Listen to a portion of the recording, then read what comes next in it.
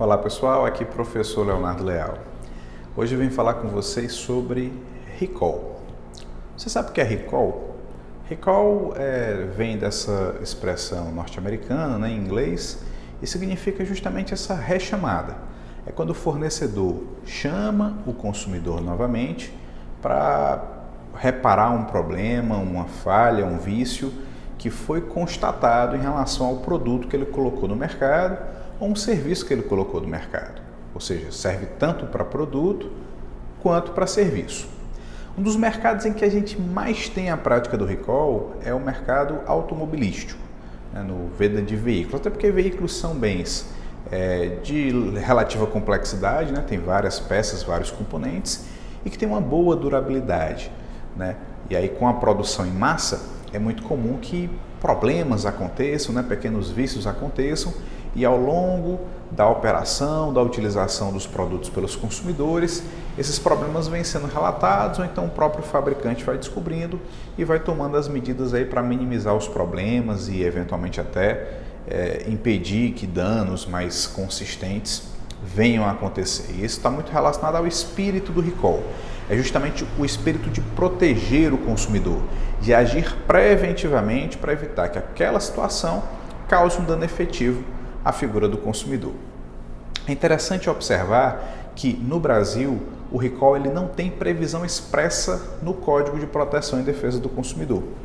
A questão do recall ela pode ser encontrada no CDC na parte do código que trabalha aquilo que a doutrina chama de teoria da qualidade, que é justamente a exigência de que os produtos e serviços colocados no mercado tenham qualidade.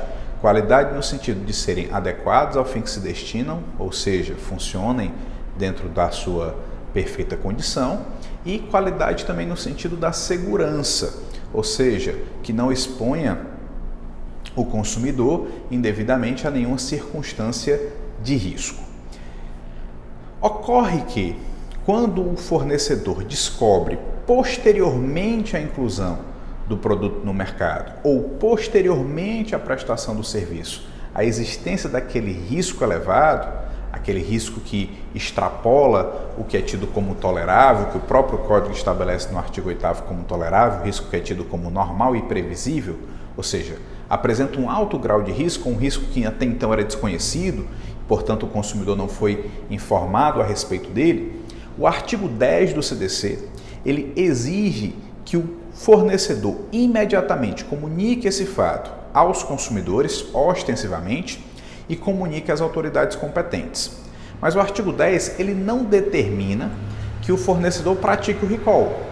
A gente pode até puxar lá do artigo 9º, que fala que o fornecedor pode usar aí o recurso da informação sem prejuízo de outras medidas cabíveis em cada caso concreto. Então, o recall ele acaba tendo essa previsão indireta. Ele fica dentro desse contexto de outras medidas que o fornecedor pode adotar justamente ali naquele caso concreto, naquela situação que está ali a ocorrer. É muito importante destacar também que a prática do recall pelo fornecedor não o exime de responsabilidade caso o consumidor venha a sofrer algum dano, até mesmo caso esse consumidor não atenda à chamada do fornecedor, pois o dever de qualidade ele é pretérito, ele é prévio e assim permanece. O fornecedor tinha o dever de colocar no mercado um produto ou um serviço seguro. Inclusive o artigo 10 ele tem uma expressão que é muito interessante porque ele diz assim, fornecedor de produtos ou serviços que sabe ou deveria saber apresentem alto grau de risco, à saúde ou à segurança do consumidor, tem aí o dever de informar as autoridades competentes aos consumidores a respeito dessa periculosidade, a respeito dessa nocividade que o seu produto ou serviço pode acarretar. Ou seja, aquele fornecedor que não sabe, ele não pode alegar em sua defesa que não sabia da existência do risco.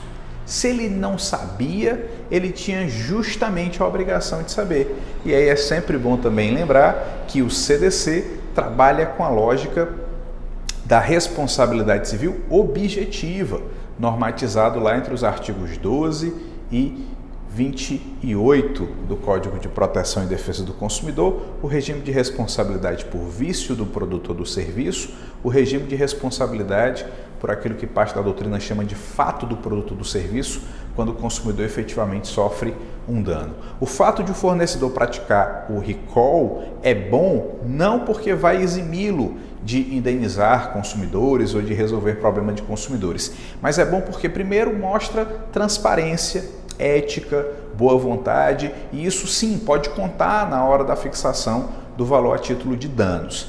Mais do que isso, é bom porque quando ele não atende essa determinação legal, ou seja, se ficar constatado que ele descobriu a existência do risco e não informou as autoridades competentes, não informou os consumidores, não praticou o recall, tanto a sua indenização pode ser mais pesada nos casos individuais, como enseja também a atuação a título coletivo, a título de direito transindividual e, mais ainda, caracteriza conduta criminosa tipificada no CDC e, por fim, pode ensejar sanção administrativa também, como multa e outras medidas, cassação de alvará, suspensão de atividade, outras medidas previstas lá na parte do CDC que regula a responsabilidade administrativa, além entre os artigos 55 e 60. Então, meus amigos, para o fornecedor é muito importante a prática de recall, tá? Muito importante mesmo. A uma porque evita aí outras esferas de responsabilidade criminal e administrativa, e a duas porque também reduz a circunstância de danos que venham a acontecer e até mesmo o seu dever reparatório, aí, o valor a título de indenização poderá ser reduzido. Uma última informação relevante é que em relação ao mercado automobilístico, que é o que mais acontece a prática de recall, há determinação governamental no sentido de que, caso o consumidor não atenda durante o período de 1 ano o chamado para a prática do recall, esta informação deverá constar no documento do veículo, até para proteger futuros adquirentes.